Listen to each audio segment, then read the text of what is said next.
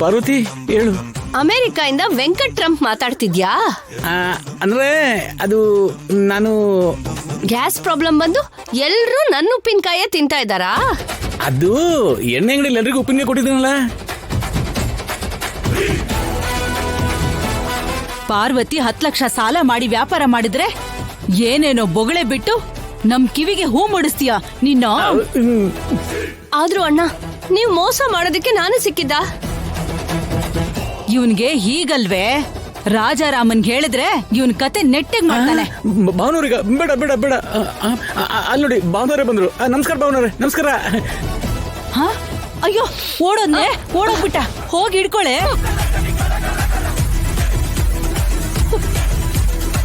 ಇವನು ನಂಬ್ಕೊಂಡು ದುಡ್ಡು ವಾಪಸ್ ಕೊಡ್ತೀನಿ ಅಂದ್ಯಾ? ನಿಜವಾಗ್ಲೂ ಅಮೆರಿಕ ಅನ್ಕೊಂಡೆ ಅಮ್ಮ. ಮತ್ತೀಗ ಅವಳಿಗೆ ಏನ್ ಉತ್ತರ ಕೊಡ್ತೀಯೇ?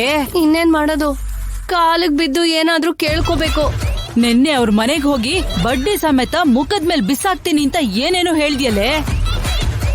ಈಗ ದುಡ್ಡು ಕೊಡದೆ ಇದ್ರೆ ಕ್ಷಮಿಸ್ತಾಳೆ ಅನ್ನೋ ನಂಬಿಕೆ ನನಗಂತೂ ಇಲ್ಲಮ್ಮ. ಅಮ್ಮ, ಭಯ ಪಡಿಸ್ಬೇಡಮ್ಮ.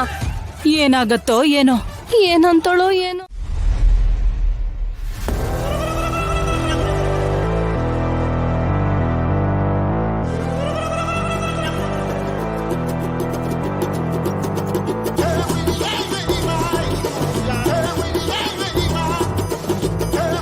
ನಾನು ಮತ್ತೆ ಕಾಲ್ ಮಾಡ್ತೀನಿ. ಹಲೋ ಪಾರ್ವತಿ, ನನ್ ದುಡ್ಡನ್ನ ತಂದಿದ್ಯಾ? ಶಬಾಷ್. ಬಡ್ಡಿನೂ ಸೇರಿಸ್ಕೊಂಡು ತಗೊಂಡ್ ಬಂದಿದ್ಯಾ ಅಥವಾ ಅಸ್ಲು ಮಾತ್ರ ತಂದಿದ್ಯಾ? ಹಾ, ಎರಡನ್ನೂ ಸೇರಿಸ್ ತಂದಿರ್ತೀಯ ಬಿಡು. ನಿನ್ನೆ ನೀನ್ ಮಾತಾಡುವಾಗ ನಿನ್ ಮಾತಲ್ಲಿ ಪೌರುಷ, ಆವೇಶ ಕಾಣಿಸ್ತಾ ಇತ್ತು. ಕೊಡು ಕೊಡು.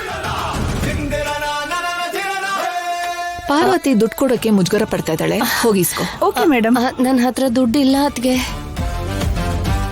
ದುಡ್ಡು ಇಲ್ವಾ? ಓ, ನೀನು ಚೆಕ್ ತಗೊಂಡ್ ಬಂದಿದ್ಯಾ? ಮತ್ತೆ ಆ ಕೈಯಲ್ಲಿ ಏನಿದೆ?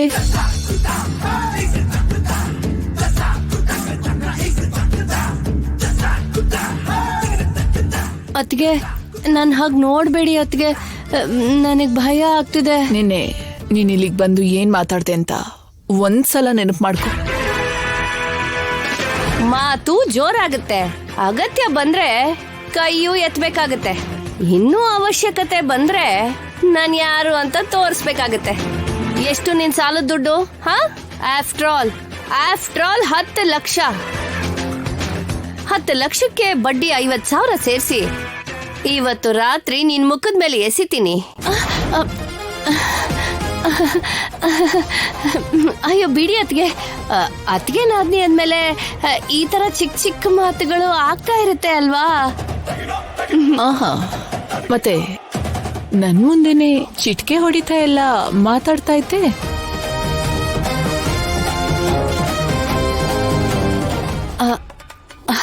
ಆಗೇನೋ ಬುದ್ಧಿ ಕಡಿಮೆ ಆಗಿ ಮಾತಾಡ್ಬಿಟ್ಟೆ ಅತ್ಗೆ. ನನ್ಗೆ ಹುಚ್ಚನಾಯಿ ಕಚ್ಚಿದೆ ಅನ್ಕೊಳ್ಳಿ. ಅನ್ಕೊಳ್ಳೋದೆಲ್ಲ ಇರೋದಿಲ್ಲ ನನ್ನ ಹತ್ರ. ಯಾರ್ದಾದ್ರೂ ಬಾಲ ಉದ್ದ ಆದ್ರೆ ಆ ಬಾಲನ ಕತ್ತರಿಸೋದ್ ಮಾತ್ರ ಇರತ್ತೆ. ಹಾಗೆಲ್ಲ ಮಾಡ್ಬೇಡ ಅತ್ಗೆ. ಮತ್ತೆ ನಿನ್ನೆ ಅಷ್ಟಕ್ಕೂ ಯಾವ ಧೈರ್ಯದ ಮೇಲೆ ಹಾಗೆಲ್ಲ ಮಾತಾಡ್ದೆ? ನನಗ್ ದುಡ್ಡು ಬರುತ್ತೆ ಅನ್ಕೊಂಡು ಏನೇನೋ ಮಾತಾಡ್ಬಿಟ್ಟೆ. ನನ್ನ ಕ್ಷಮಿಸ್ಬೇಡಿ ಅದ್ಕೆ, ನಿಮಗ್ ಪುಣ್ಯ ಬರುತ್ತೆ. ನೀನು ಒಪ್ಕೊಳ್ಳಿ ಬಿಡ್ಲಿ, ಇವರಿಬ್ರಿಗೂ ಮದ್ವೆ ಆಗಿದ್ದಂತೂ ನಿಜ ತಾನೆ. ಈಗಾದ್ರೂ ಅವರಿಬ್ರು ಸಂಸಾರ ಚೆನ್ನಾಗಿರ್ಲಿ ಅಂತ ಹಾರೈಸು ಪದ್ಮ. ಇವಳು ನನ್ ಸೊಸೆ ಆಗೋದೇ ಇಷ್ಟ ಇಲ್ಲ ಅಂತ ನಾನ್ ಹೇಳ್ತಾ ಇದ್ರೆ, ಸಂಸಾರ ಚೆನ್ನಾಗಿರ್ಬೇಕು, ಮಕ್ಕಳು ಮರಿ ನೆರ್ಬೇಕು ಅಂತ ಆಶೀರ್ವಾದ ಮಾಡು ಅಂತ ಹೇಳ್ತಿದ್ಯಲ್ಲ ಅತ್ಗೆ.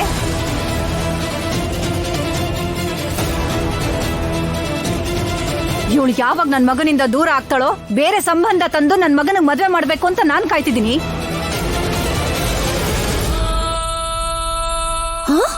ಇಲ್ಲಿವರೆಗೂ ಒಂದಿನ ಆದ್ರೂ ನಾನ್ ಹೇಳೋ ಮಾತು ಕೇಳಿದಳ? ನಿನ್ ಮಾತು ಕೇಳೋದು ಅಂದ್ರೆ ಏನಮ್ಮ? ನೀನ್ ಹೇಳಿದಕ್ಕೆಲ್ಲ ತಲೆ ಆಡ್ಸ್ಬೇಕಾ, ಇಲ್ಲ ನೀನ್ ಹೇಳಿದನ್ನೆಲ್ಲ ಮಾಡ್ಬೇಕಾ? ನೋಡು, ಈ ಕಾಲದ ಹುಡುಗರೆಲ್ಲ ಈ ತರ ಇರಲ್ಲ ಪದ್ಮ. ನೀನ್ ಸುಮ್ನೆ ಏನೇನೋ ಊಹಿಸ್ಕೊಂಡು ಬಂಗಾರದಂತ ಆದ್ಯನ ದೂರ ಮಾಡ್ಕೋಬೇಡ್ವೆ. ನೋಡು, ನೀನ್ ಇಡೀ ದೇಶ ಪೂರ್ತಿ ಸುತ್ತ ನೋಡಿದ್ರು ನಿನಗಿಂತ ಸೊಸೆ ಖಂಡಿತ ಸಿಗಲ್ಲ. ಆ ಆದ್ಯ ನಮ್ ಸೊಸೆ, ಇದಕ್ ನೀನ್ ಫಿಕ್ಸ್ ಆಗ್ಬಿಡು ಅಷ್ಟೇ. ಅದಿ ಜನ್ಮದಲ್ಲಿ ನಡೆಯಲ್ಲ.